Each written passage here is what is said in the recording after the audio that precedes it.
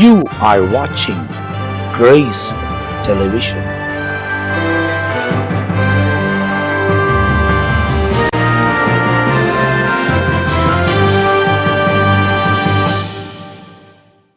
ஆண்டவரும் அருமை இரட்சகராக இயேசு கிறிஸ்துவின் நாமத்தினால் உங்கள் யாவருக்கும் என் அன்பின் வாழ்த்துக்களையும் ஸ்தோத்திரங்களை நான் தெரிவித்துக் கொள்கிறேன். தேவனுடைய பெரிதான கிருபையால் நித்திய ஜீவன் என்ற இன்னொரு எபிசோடில் உங்களோடு கூட தொடர்ச்சியாய் கர்த்தருடைய வார்த்தைகளை பகிர்ந்து கொள்வதில் நாங்கள் மகிழ்ச்சி அடைகிறோம். இந்த இடத்தில் உட்கார்ந்து இந்த வசனங்களை ஆராயும் போது எவ்வளோ சந்தோஷமாக இருக்கிறது. ஏன்னா சத்தியத்தை அறிவீர்கள், சத்தியம் உங்களை விடுதலை ஆக்கும் என்று எழுதப்பட்டிருக்கிறது. அந்த சத்தியத்தை அறிந்து கொள்ளுகிற ஒரு ஸ்லாக்கியத்தை தேவன் நமக்கு தருகிறார். அப்போ ஏற்கனவே போடப்பட்ட எபிசோடுகளில் நீங்கள் பார்க்கும்போது சாமுவேல், சவுல், அடுத்தது தாவீது, தேவன். இந்த இடத்துல ஆண்டவர் சாமுவேலுக்கு சொல்லுகிற காரியத்தை சவுலுக்கு அவர் சொல்லுகிறார். சவுல் அதை நிறைவேற்றாமல் போகிறார், தேவ திட்டங்களை நிறைவேற்றாமல் போகிறார். தேவன் மனஸ்தாபப்படுகிறார். அது நிமித்தமாய் இந்த சாமுவேலுக்கும் பயங்கரமான ஒரு துக்கம் ஏற்படுகிறது. இவைகளெல்லாம் போன எபிசோடு முதல்ல கொண்டு இதுக்கு முன்னே போடப்பட்ட ஒவ்வொரு எபிசோடுகளையும் ஒவ்வொன்றையும் கவனித்து கொண்டு வந்திருக்கிறோம். அப்போ இந்த நித்திய ஜீவனை நாம் சுதந்திரிக்க வேண்டுமானால் தேவனுடைய வார்த்தையை கேட்கணும், அந்த வார்த்தையின்படி நாம் நடக்கக்கூடியவர்களாய் இருக்க வேண்டும். போன எபிசோட நம்ம மத்தியில் பிஷப் ரெவரண்ட் பென்னி எசாய் அவர்கள் நிறைய காரியங்களை வேதத்திலிருந்து தொடர்ச்சியாக நாம் கேட்குவதற்கு படித்து கொடுத்திருக்கிறார், நாம் அறிந்து கொண்டிருக்கிறோம். இந்த எபிசோடிலும் அவர் நம்ம மத்தியில் இருக்கிறது எனக்கு ரொம்ப சந்தோஷம். Praise lord pastor. அப்போ இந்த இடத்துல நாம் பார்க்கும் போது போன முறை நம்ம சொன்னோம், இந்த மாதிரி சவுல் தேவனுக்கு கீழ்ப்படியாமல் செஞ்சது மாத்திரமல்ல, அவர் நிறைய காரியங்களை தேவனுக்கு விரோதமாய் செய்திருக்கிறார். அதாவது ஆண்டவர் அவரை அழைத்த பிறகு, ஏன்னா நியாயாதிபதிகள் காலங்கள் சாமுவேலோடு கூட முடிகிறது. அவர் 16வது நியாயாதிபதி என்று சொல்லப்பட்டிருக்கிறது. அதுக்கு பிறகு ராஜாவை இவர்கள் தெரிந்து கொள்கிறார்கள். அப்போ முதல் ராஜாவாக இந்த சவுல் அபிஷேகம் பண்ணப்படுகிறார். சவுல் ஒரு பெஞ்சமின் கோத்திரத்தை சேர்ந்தவர். அதிலிருந்து புறக்கணிக்கப்பட்ட ஒரு கோத்திரம் என்று ஏற்கனவே போடப்பட்ட எபிசோடில் வசனங்களில் சொல்லப்பட்டிருக்கு. அதுக்கு பிறகு அந்த புறக்கணிக்கப்பட்ட கோத்திரத்தில் இவர் ரொம்ப தாழ்வாக புறக்கணிக்கப்பட்ட ஒரு சூழ்நிலையில் இருந்து தான் ஆண்டவர் இவரை தேர்ந்தெடுக்கிறார். ஒரு பெரிய அதிகாரத்தை அவர்கிட்ட கொடுக்குறாரு. ஆண்டவர் கூட இருக்கிறார். ஏன்னா அடுத்தது தாவீது ராஜாவாக ஆண்டவர் எழுப்புறாரு. தாவீதோடு ஆண்டவர் எப்படிலாம் இருந்து அவர் தாவீதின் குமாரனா இந்த உலகத்துக்கு வந்தார்ன்றது நமக்கு தெரியும். ஆனால் அந்த பொறுப்பு முதல் சவுல்கிட்ட தான் கொடுக்கப்படும். ஒருவேளை சவுல் கன்ஃபார்மாக ஸ்டடியாக இருந்துட்டு இருந்தார்னா தாவீது ஆண்டவருக்கு தேவைப்பட்டிருக்காதுன்னு நினைக்கிறேன். ஆனால் இந்த சவுல் தேவனுக்கு புறக்கணிச்சதுனால அவர் பார்வை தாவீது பக்கமாய் திரும்புகிறது. அப்போது இவன் புறக்கணிக்கப்பட்டதுக்கு காரணங்கள் ஏற்கனவே போன எபிசோடில் நிறைய காரியங்களை சொல்லியிருக்கிறோம். நான் புறக்கணிக்கப்பட்டதற்கு இன்னும் கூட சில காரணங்கள் சரி. உதாரணமாக சொல்ல வேண்டும் என்றால் 1 சாமுவேல் 15வது அதிகாரம் 8வது வசனத்தை பாருங்க. அமிலேக்கியரின் ராஜாவாகிய ஆகாகை உயிரோடு பிடித்தான். ஆனா ஆண்டவர் உயிரோட பிடிக்க சொன்னாரு இல்லை, சங்காரம் பண்ணு. அப்போ உயிரோடு பிடிச்சானாக்கா என்ன அர்த்தம்?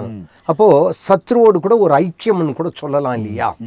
அதாவது அந்த சத்ருவோடு கூட ஒரு ஐக்கியத்தை அவன் வைத்து, ஏற்கனவே நீங்க சொன்னதுல இரக்கம் படக்கூடாதுன்றது இரக்கம் உள்ளவர் சொல்றாரு. ஆமா, நான் அப்படி எடுத்துக்கிறேன். ஆமா, அதாவது அவன் மேல இரக்கம் படாத அப்படின்றத இரக்கம் உள்ளவர் சொல்லுகிறார். ஆமா, அங்க உயிரோடு பிடித்து அங்க சொல்லப்பட்டது என்னன்னு கேட்டா, அழித்து போட மனம் இல்லாமல் தப்பு வைத்துன்னு வசனம் இருக்கு.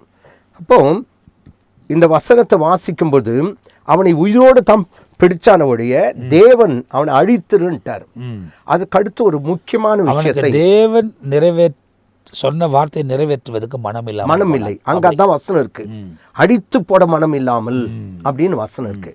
அதுல ஒரு முக்கியமான விஷயத்தையும் நான் இங்க பார்த்தேன். அது என்னன்னு கேட்டா 11வது வசனத்தை பாருங்க. 15வது அதிகாரம் நான் சவுலை ராஜாவாக்கினது எனக்கு மனசமா இருக்குது.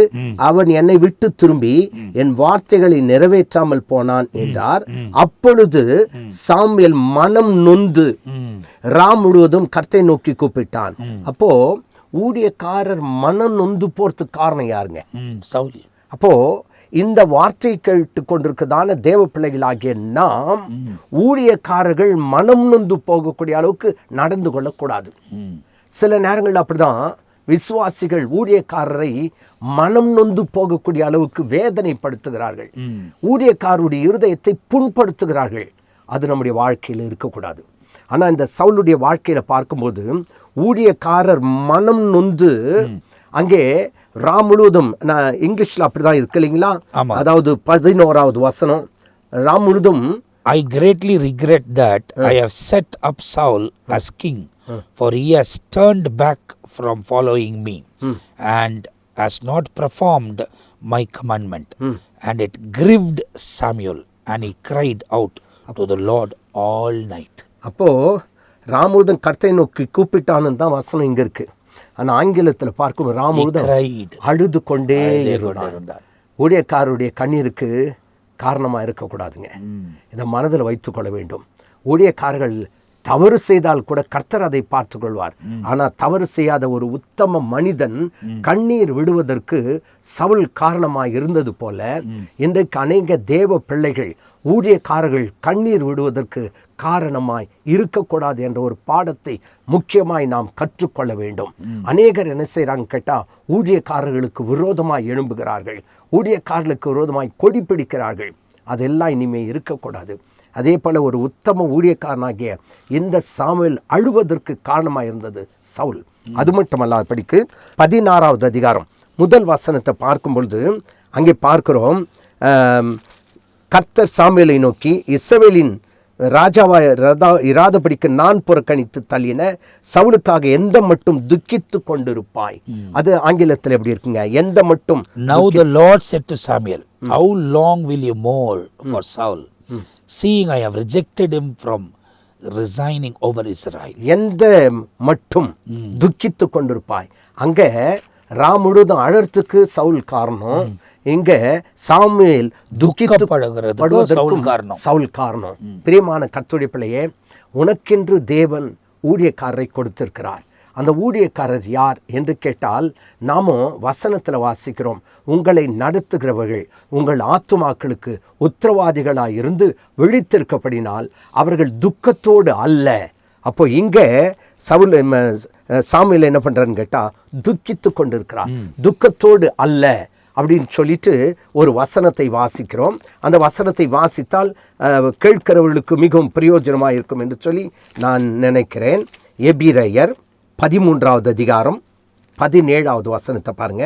உங்களை நடத்துகிறவர்கள் உங்கள் ஆத்துமாக்களுக்காக உத்தரவாதம் பண்ணுகிறவர்களாய் விழித்திருக்கிறவர்களானபடியால் அவர்கள் துக்கத்தோடு அல்ல சந்தோஷத்தோடு அதை செய்யும்படி அவர்களுக்கு கீழ்ப்படிந்து அடங்குங்கள்.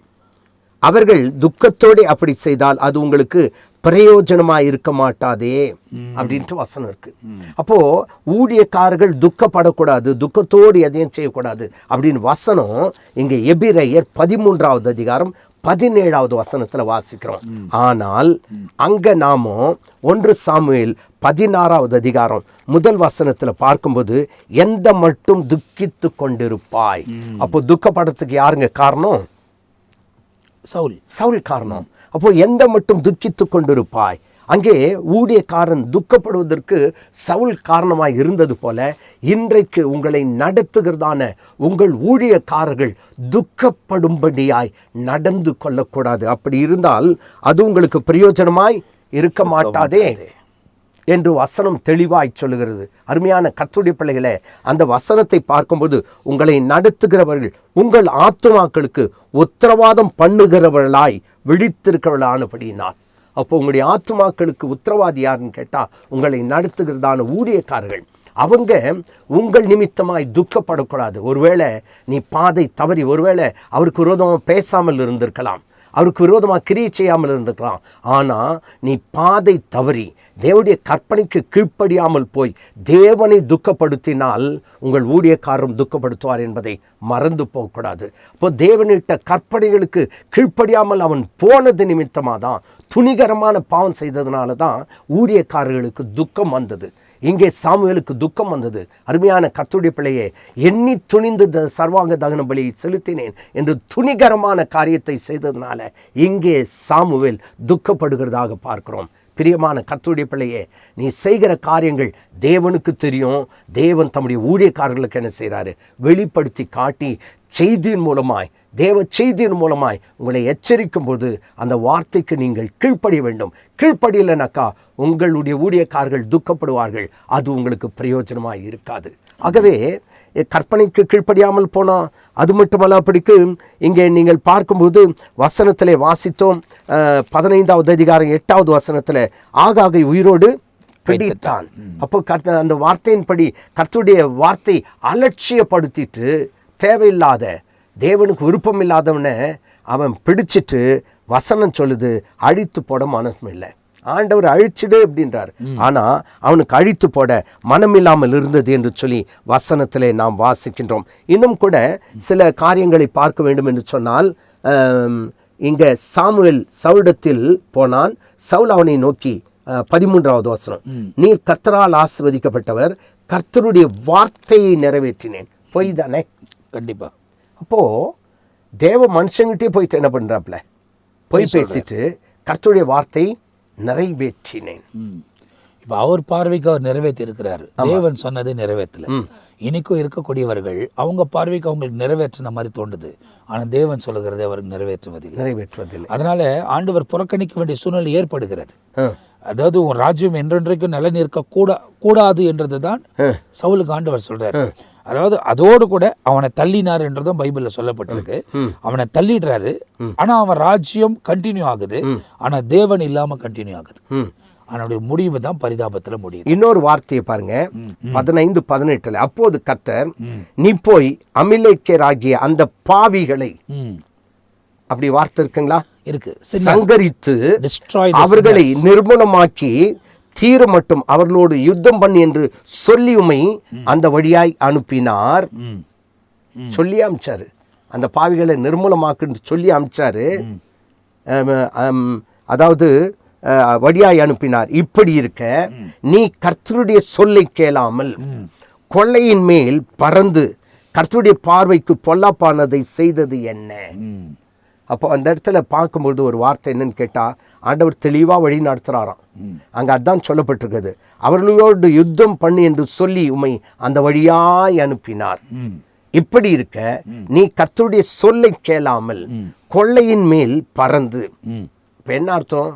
அந்த கொள்ளையிடணும், அந்த பொருட்கள் எல்லாம் எடுக்கணும் என்ற ஒரு நோக்கத்தோடு கூட கர்த்தருடைய பார்வைக்கு பொல்லாப்பானதை செய்தது என்ன? அப்படி கேட்கும்போது தான் சொல்றாரு, ராஜாவாகிய ஆகாகை கொண்டு வந்து அமிலேக்கரை சங்காரம் பண்ணினேன். இப்போ எல்லாமே அவருடைய வாயிலிருந்து வர வார்த்தை. அதாவது ஆண்டவர் எல்லாத்தையும் பார்த்தனுங்கிறாரு, அவருக்கு எல்லாமே தெரியுது. நம்ம பண்ண எல்லா காரியத்தையும் சாமுவேல் மூலியமாவும் நமக்கு வெளிப்படுத்துறாரு. ஆனாலும் துணிந்து போய் சொல்றாரு. ஆமா, ஆண்டவரும் பார்க்கறாரு. ஆண்டவர் சாமுவேல்கிட்ட எல்லாத்தையும் சொல்லிட்டாரு. சாமுவேலுக்கும் தெரியும், ஆண்டவருக்கும் தெரியும். தெரிந்த விஷயத்த திரும்ப பொய் சொல்லி அந்த பொய்யை உறுதிப்படுத்துறாரு. தவிர தப்பு பண்ணிட்டேன் நானு அப்படின்றது அவர் உணர்வு அடையாம இருக்காரு. ஆனா இந்த இந்த இந்த பகுதியிலே, குறிப்பா இந்த எபிசோட்ல நாம கற்றுக்கொள்ள வேண்டிய முக்கியமான பாடம் என்னன்னு கேட்டா, ஊழியக்காரர்கள் மனம் நொந்து போகிற மாதிரி என்ன செய்யக்கூடாது, நடந்து கொள்ளக்கூடாது. அதே நேரத்தில் இங்க மனம் நொந்து முழுவதும் அழுது கொண்டிருக்கிறார். அதே நேரத்தில் இங்கே பார்த்தீங்கன்னா கடைசியாக பார்த்துட்டா சந்திச்சிட்டாரு. இனிமே அந்த சவுலுடைய முகத்தை இவர் என்ன செய்யப்படுறதில்ல, பார்க்க போகிறதில்ல. எல்லாத்தையும் முடிச்சுட்டு வந்துட்ட பிறகு பார்த்தீங்கன்னா அப்போ கூட என்ன பண்ணுறாரு, ராஜாவுக்காக துக்கம் துக்கித்து கொண்டிருந்தான். ஆமாம், அங்கேருந்து அவர் வந்துட்டா கூட அந்த துக்கம் அவர் உள்ளத்தில் இருக்கு. ஆமாம், கர்த்தர் சாமுவேலை நோக்கி, இஸ்ரவேலின் மேல் ராஜாவா இராதபடிக்கு நான் புறக்கடித்து தள்ளின சவுலுக்காக எந்த மட்டும் நீ அழுது கொண்டிருப்பாய். என்னத்தான் இருந்தாலும் ஊழியக்காரர்களுக்கு விசுவாசிக மேலே ஒரு பாசம் இருந்துக்கிட்டே தான் இருக்குது. அவங்க தப்பு பண்ணிட்டா கூட அவங்களுக்காக துக்கம் கொள்ளுகிற இருதயம் ஊழியக்காரர்களுக்கு இருக்குது, தேவ பிள்ளைகளுக்கு இருக்குது. ஒருவேளை நீங்கள் நினைக்கலாம், என் ஊழியக்காரர் என் மேலே அக்கறை இல்லாமல் இருக்காங்க அப்படின்னு நினைக்கலாம். அப்படி இல்லை. இங்கே பார்த்தீங்கன்னா ராஜா என்பது வேறு, இந்த சவுல் என்று சாமுவேல் என்று சொல்லுகிறதான இந்த மனிதன் நியாயாதிபதி வேறு. அந்த கர்த்தர் புறக்கணித்து தள்ளினாலும் கூட அந்த ராஜாவை மேலே ஒரு இரக்கம் வைத்து, எந்த மட்டும் துக்கித்து கொண்டிருப்பாய், நான் தள்ளிட்டேன்பா, நீ ஏன் துக்கமாக இருக்கிற, எழுந்துரு அப்படின்னு சொல்லி எழுப்புகிறதாக ஆண்டவர் எழுப்புறார். ஆமா, அந்த அளவுக்கு சாமுவேலுக்கு அந்த துக்கம் இருக்கு. ஆனா ஒரு பக்கம் நம்ம இந்த சவுலை குறித்து பேசினாலும், சாமுவேல் அவர் வயது ஆனாலும் அந்த தேவனோடு கூட இருக்கிற ஐக்கியத்தை விட்டு அவர் விலகவே இல்லை.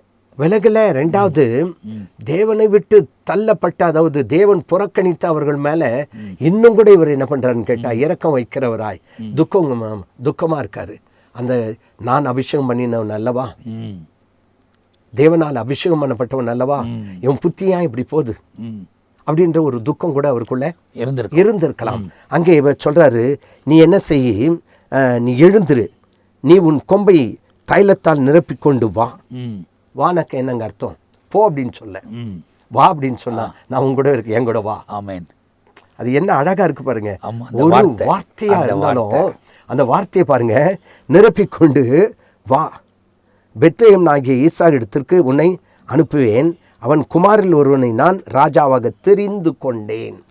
அப்போ இந்த வார்த்தையை நீங்க பார்க்கும்போது, அங்கே துக்கமா இருந்த மனுஷனை, எழுந்துடுப்பா, போதும், நீ இன்னும் துக்கமா இருக்க வேண்டாம், எழுந்துரு, வா, நான் என்ன செய்கிறேன், பெத்லெகேம் ஆகிய ஈசா இடத்திற்கு உன்னை அனுப்புவேன், அவன் குமாரர்களில் ஒருவனை நான் ராஜாவாக தெரிந்து கொண்டேன் அப்படின்றாருங்க. அப்போ கூட பாருங்க, சாமுவேலுக்குள்ள ஒரு பயம் இருக்கு. தான் அபிஷேகம் பண்ணின ராஜா, அவனை பற்றி ஒரு பயம். என்னன்னு கேட்டா, அதற்கு சாமுவேல், நான் எப்படி போவேன், சவுல் இதை கேட்டால் என்னை கொன்று போடுவானே. ஏன்னா அவங்ககிட்ட அதிகாரம் இருக்கு. ஆமாம், ஆண்டவர் இல்லை, அதிகாரம் இருந்துச்சு. அவனோடு கூட போர் சேவகர்கள் இருந்தார்கள். எல்லாம் தேவன் தான் உருவாக்குனார். ஆனால் அவங்கெல்லாம் அந்த டைமில் அவனோடு இருக்கிறாங்க. ஆனால் அதை கேட்டால் கொன்றுவானேன்ற ஒரு பயம் இவருக்குள்ளே வருது. ஆமாம், அது மட்டும் இல்லாமல் ஆண்டவர் இவனை புறக்கணித்தால் தள்ளுவதற்கு இன்னும் ஒரு காரணமும் இருக்குது. 1 நாளாகமும் 13வது அதிகாரத்தை எடுத்துக்கொள்ளலாமே.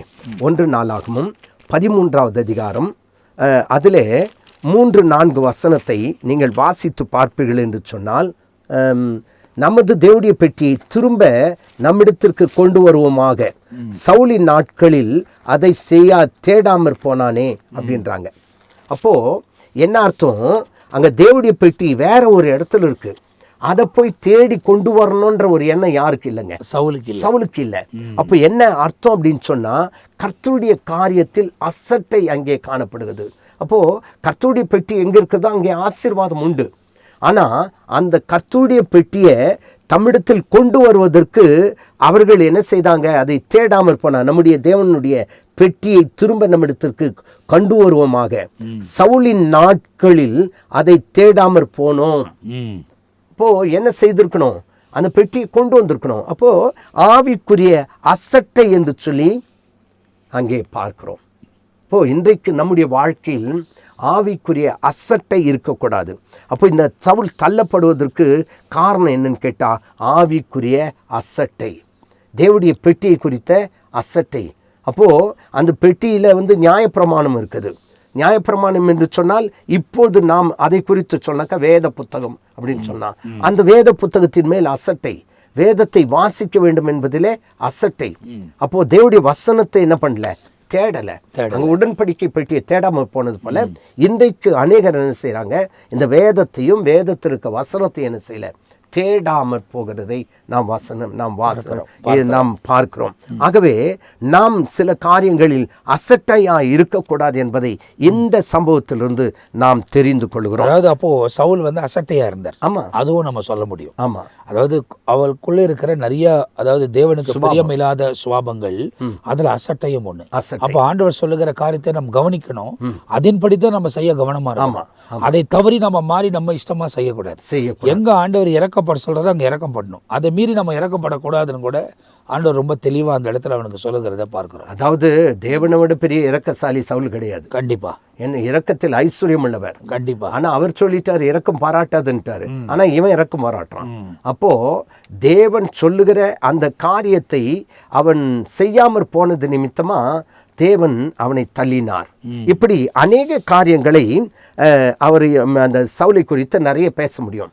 அதுக்கு அடுத்து இந்த அமிலேக்கின் ராஜாவை குறித்து சொல்லும்போது அவன் எப்பேற்பட்டவன் தேவன் வெளிப்படுத்தி காட்டுறார். இப்போ ஐக்கியம் யாருக்கிட்ட தான் வந்துடுச்சு, அவன்கிட்ட வந்துட்டதுனால அவனை சங்காரம் பண்ணுகிறதுக்கு அவனுக்கு மனம் இல்லாமல் போனது.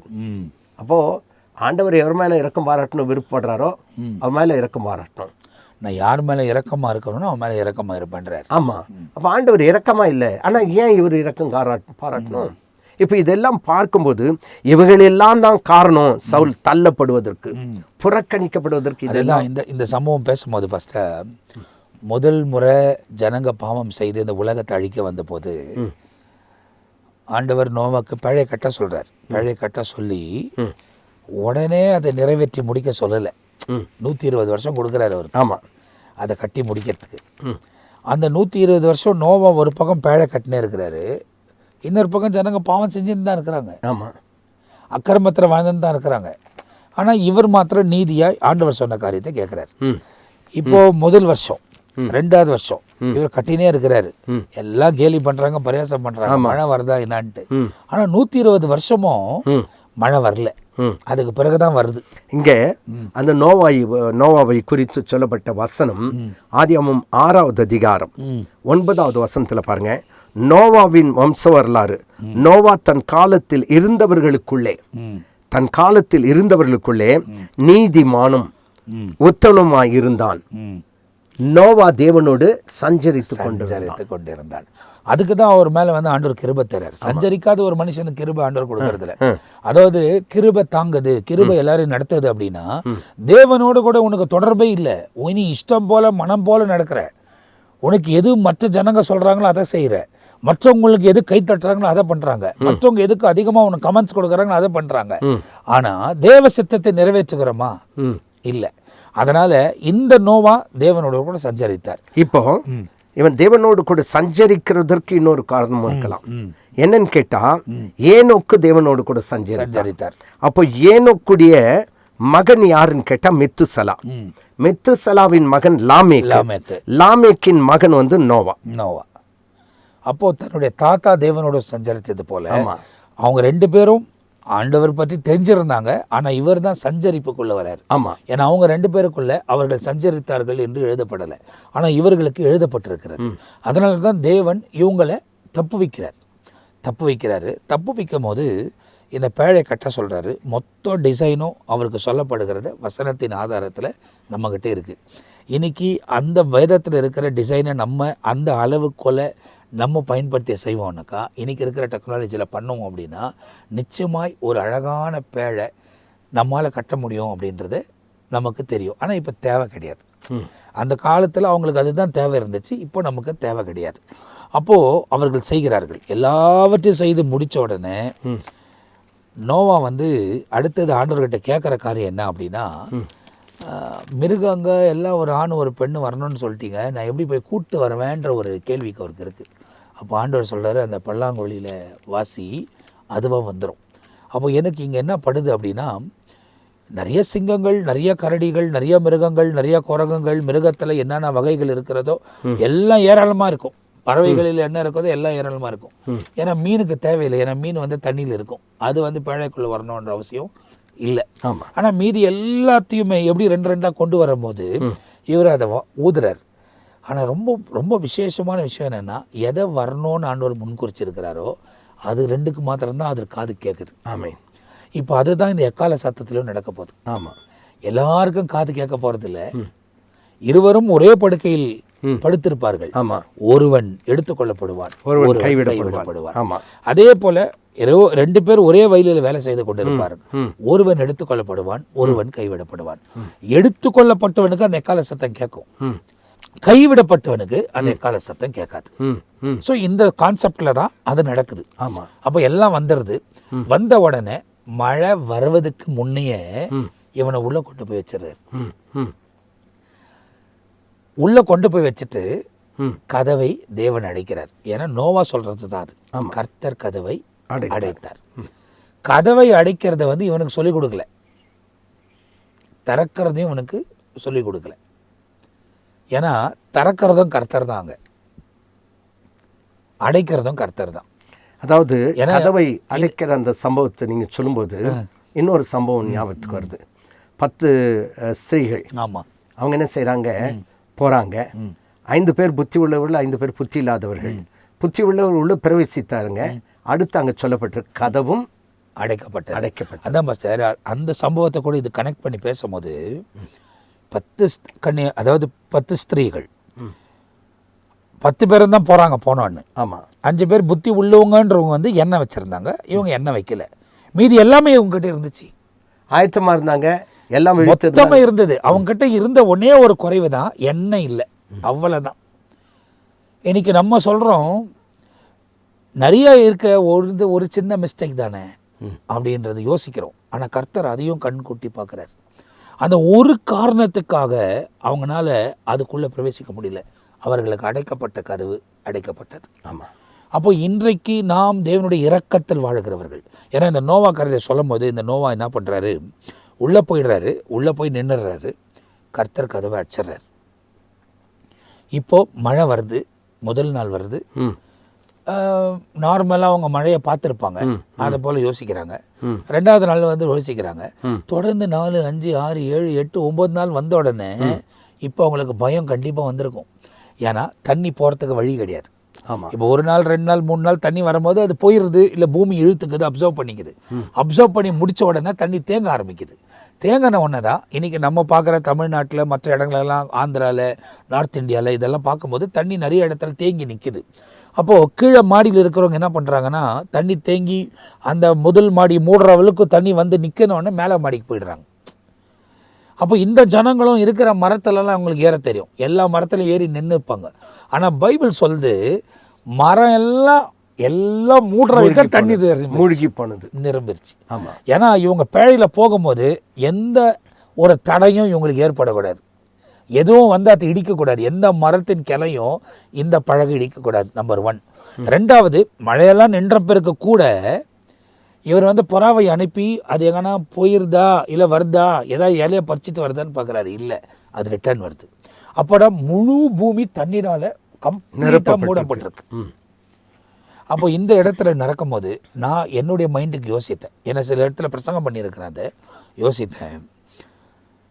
3 மருமகள்கள், அவங்களுக்கு கண்டிப்பாக அப்பா அம்மா கூட பிறந்தவங்க யாரா இருந்திருப்பாங்க. அவங்களுக்கும் தெரியும் இந்த இடத்துல ஒரு பேழையை கட்டுறாங்கன்னு.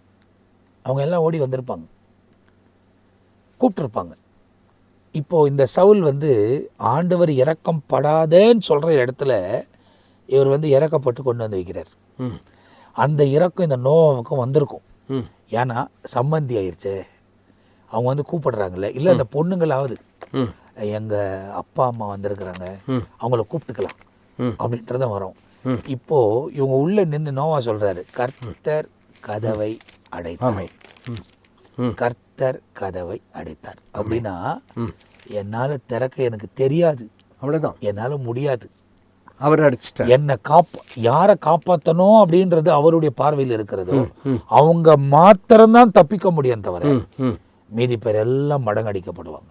அப்போ இந்த காலத்திலையும் நித்திய ஜீவனுக்குள்ள பிரவேசிக்க வேண்டுமானால் தேவனுடைய வார்த்தையின்படி கீழ்ப்படிந்து நடந்தால் மாத்திரம்தான் நித்தியத்துக்குள் பிரவேசிக்க முடியும், தவிர எல்லாரும் யோசித்திருக்கிற மாதிரி இயேசு என்ற பெயர், அதாவது அவர் பெயரை அறிக்கையிட்டால் உங்களுக்கு நீங்களும் உங்கள் குடும்பமும் ரட்சிக்கப்படுவீர்கள் என்று இருக்கு.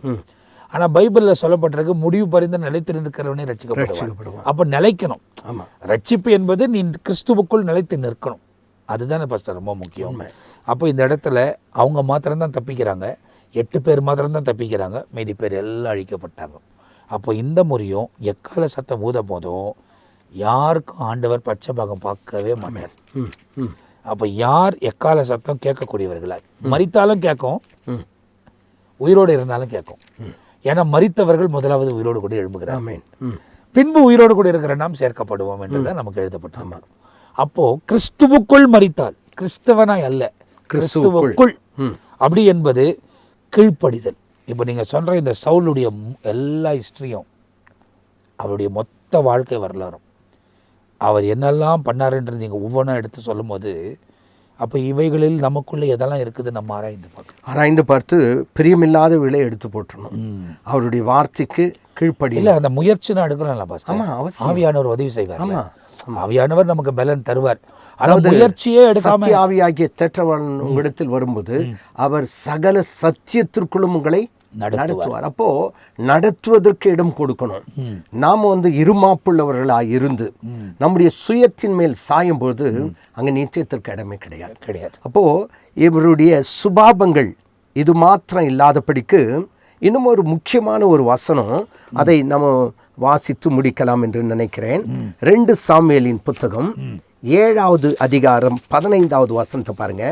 2 சாமுவேல் 7:15. உனக்கு முன்பாக நான் தள்ளிவிட்ட சவுலிடத்திலிருந்து என் கிருபையை விலக்கினது போல அவனை விட்டு விலக்க மாட்டேன். அப்போ அவனின்றது வேற ஒண்ணு. சவுலிடத்திலிருந்து என் கிருபையை விலக்கினது போல. அப்போ கிருபையே என்ன செய்துடுச்சுங்க? விலகி போயிடுச்சு. அது தேவனுக்கு விருப்பமில்லாத காரியங்களை செய்தா கிருபை ஆட்டோமேட்டிக்கா விலகிடும். ஒருவேளை நல்ல பாடகராக இருக்கலாம், நல்ல பிரசங்கியாராக இருக்கலாம், வரங்கள் பெற்றவளாக இருக்கலாம். தவறு செய்தால் அந்த வரங்கள் எல்லாம் கிருபைகள் எல்லாம் போயிடும். நம்ம சொல்லலாம் கிருபை இருக்கு நம்ம சொல்லலாம் வாய்த்தர். ஏன்னு கேட்டா அந்த சிம்சோனை பாருங்க, எப்போதும் போல வழக்கம் போல எழுமணும்னு நினைச்சான். ஆனா பலன் அவனை விட்டு போறதை அறியாம இருந்தான். அதே போலதான் அநேக நேரங்கள்ல தேவனுக்கு பிரியமில்லாத காரியங்களை நாம் செய்வோம் என்று சொன்னால் சவுலை விட்டு கிருபை விலகி போனது. ஆனா அதே போலதான் நம்முடைய வாழ்க்கையில தேவனுக்கு பிரியமில்லாததை செய்தால் கிருபை நம்மை விட்டு விலகி போய்விடும். ஆகவே ஜாக்கிரதையா இருக்கணும். தேவனுக்கு பிரியமாய் நாம் வாழ வேண்டும். அப்போ ரொம்ப துல்லியமான சில காரியங்கள் எல்லாம் இந்த எபிசோட்ல சொல்லப்பட்டிருக்கிறது. இன்னும் ஏராளமான காரியங்கள் வாசிக்கிறத சொல்றேன். தோண்ட புதையல்கள் வருகிறது போல வெளிப்பாடுகள் வந்து கொண்டே இருக்கிறது. அதெல்லாம் சொன்னால் நீங்கள் புரிந்து கொள்வீங்க. ஏன்னா நம்ம நித்தியத்துக்குள் பிரவேசிக்க வேண்டுமானால் நாம் எப்படி இருக்க வேண்டும் என்பதை வேதம் தெளிவாக சொல்லுகிறது. அவர் நீதியாய் நியாயம் தீர்ப்பார், அநியாயம் பண்ணவே மாட்டார், பட்சபாகம் பார்க்கவே மாட்டார். நம்ம ஆண்டவர் பார்த்துக்கலாம் அப்படின்லாம் நீங்கள் சொல்ல முடியாது. இப்போ பாஸ்டர் சொல்லும் போது கூட அந்த 10 கன்னிகைகள் 5 பேர் போயிட்டாங்க, 5 பேர் கைவிடப்பட்டாங்க. நான் சொல்லும் போது சொன்னேன், ஒரே ஒரு குறைவு தான், இவங்ககிட்ட எண்ணெய் குறைவாக இருந்துச்சு. எண்ணெய் வச்சுருந்தாங்க, குறைவாக இருந்துச்சு. அவங்க ஆல்ரெடி நிறையா கொண்டு வந்திருந்தாங்க. ஸோ இது 2 தான் டிஃப்ரென்ஸ். அவங்க 2 பேருக்கும் வேறு எதுவுமே இல்லை, எல்லாமே அவங்கக்கிட்ட இருந்தது. 10 கன்னிகைகள் என்று அழைக்கப்பட்டார்கள். 10 பேரும் அங்கே போவதுக்கு தான் போகிறார்கள். அப்போ ஒரு குறைவு, ஒரு சின்ன காரியங்கள் தேவனுக்கு விருப்பம் இல்லாத நமக்குள்ளே செயல்படுமானால் கூட அதை விட்டு நாம் மனம் திரும்பி வெளியே வந்து முயற்சி எடுத்து வாழ்வதற்கு பிரயாசப்படணும். முயற்சி எடுங்க, தேவன் பலன் தருவார். ஆவியானவர் பலன் தருவார், நிச்சயமாக தருவார். உங்கள் ஆவி ஆத்மா சரீரத்தை தேவ சமூகத்தில் அர்ப்பணித்து இரக்கத்தை நாடி உயிரோடு கூட இருக்கும் போதே வசனத்துக்கு நேராக உங்கள் வாழ்க்கையை திருப்பித்துக் கொள்ளுங்கள். இந்த வாய்ப்பெல்லாம் கர்த்தர் நமக்கு தருகிறார். இதெல்லாம் கேட்பதுக்கும் தியானிப்பதுக்கும் ஆண்டவர் நேரத்தை எனக்கு தரார். அதே போல் உங்களுக்கும் போதிப்பதுக்கு இவைகளெல்லாம் வந்து உங்களை சேர்வதுக்கு ஆண்டவர் உதவி செய்கிறார். வசனத்தில் வளருங்கள், பாதுகாத்து கொள்ளுங்கள். கர்த்தரோடு கூட நிலைத்து நிற்கக்கூடிய சஞ்சரிப்புக்குள்ளே இருந்து அவரோடு கூட வந்து சேர்வதற்கு முயற்சிடுங்கள். இந்த எபிசோடிலையும் நம்மத்தில் ரொம்ப நேரம் செலவு பண்ணி நம்மத்தில் உட்கார்ந்து தேவனுடைய வசனங்களை நமக்கு போதித்த அன்பு போதகர் பிஷப் ரெவரண்ட் பென்னியசை அவருக்கு என்னுடைய நன்றிகளை தெரிவித்துக் கொள்கிறேன். ரொம்ப சந்தோஷமாக இருக்கிறது. தொடர்ந்து நிறைய காரியங்களை நாம் வாசிக்க போகிறோம். அடுத்த எபிசோடில் மீதியான காரியங்களை பார்க்க போகிறோம். அடுத்த எபிசோடில் பார்க்குற வரை உங்கள் கிட்டேருந்து நாங்கள் விடைபெறுகிறோம். கர்த்தர் உங்களை ஆசீர்வதிப்பாராக. ஆமேன், ஆமேன்.